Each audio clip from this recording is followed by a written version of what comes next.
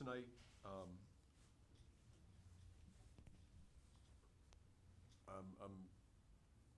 have a lot of mixed emotions. Really disappointed in our energy, but then when you shoot 9 for 43 from the 3-point line, it becomes very, very difficult to press when you're pressing off of misses. And so, we were not able to get into our press a lot because we took a lot of threes and didn't make those threes.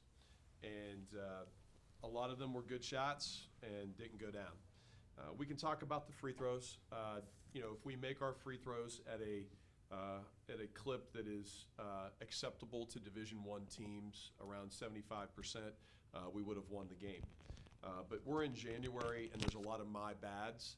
We're playing a lot of young people, a lot of people that don't have a lot of experience, and we have way too many my bads.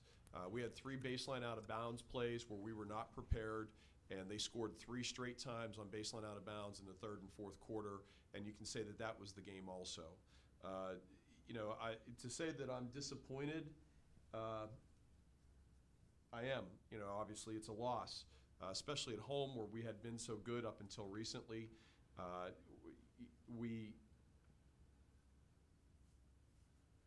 We didn't do the things that you need to do to win, whether you're at home or away, whether you're playing 6 freshmen or you're playing none. You shoot the ball the way we did tonight from the 3-point line and from the free throw line, and then you don't execute defensively the game plan, you're not going to win. And kudos go to Dayton. I think that they did a really good job of coming out in the zone after the timeout on multiple possessions. That was something that we weren't prepared for. We've not seen them do that the entire year. And they did a nice job of breaking the press up until the fourth quarter. They had done a nice job of advancing the ball, and we had to play out of scramble mode, and that didn't work for us tonight. Dan, what was the message to the girls after the game? What had to be said, if anything? You're 9 for 43 from the 3-point line, and you're 12 for 25 from the free throw line. When you shoot 48% from the free throw line and 20% from the 3-point line, when you take twice as many threes as your opponent and they still have more threes than you do, you're probably not going to win.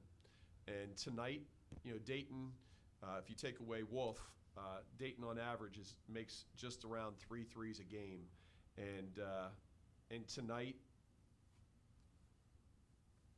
they made 6, so they doubled up what they usually do from the 3-point line. And kudos go to them because they knocked shots down, and we did.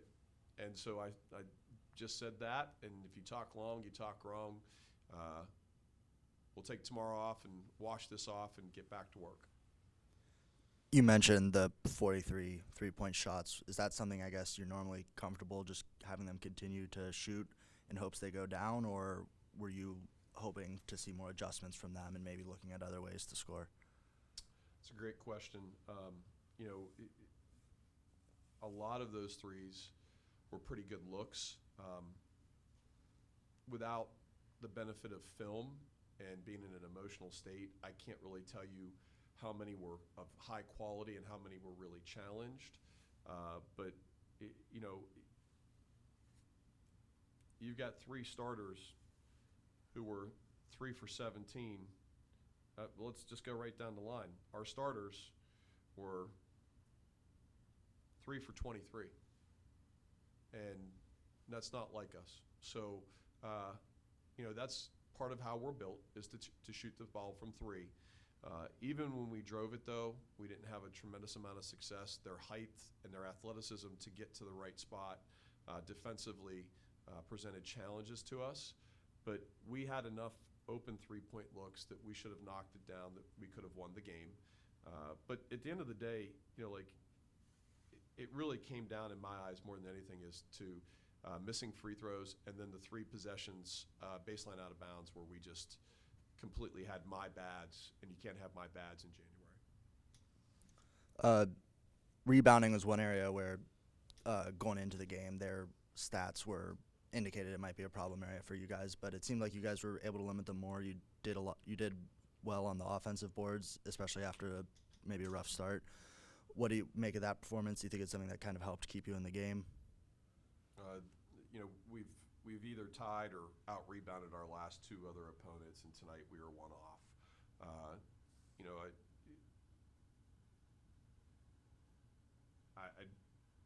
the rebounding may have kept us in the game with how poorly that we've shot the ball. It did. And that's great. You know, there's going to be a lot of offensive rebounds when you shoot so poorly like we did today. Dan, in hindsight's 2020, you haven't seen any film, but what were you pleased with tonight?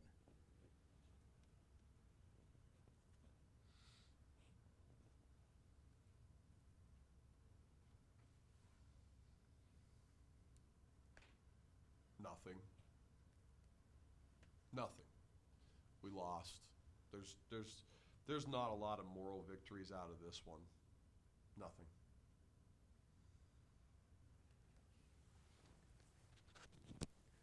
In the first half, you started subbing in as units instead of individually, and then towards the second half, you stopped doing that. Is there a certain reason why you wanted to sub in units at the beginning and then switched over? Well, if you've watched our last two games, and if you've seen us play earlier in the year, that's what we've been doing. And we script out what the rotations, as we call them, are going to be in the first quarter and into the media timeout of the second quarter. After that, it really comes down to who is performing, who's providing energy, who's providing positive production.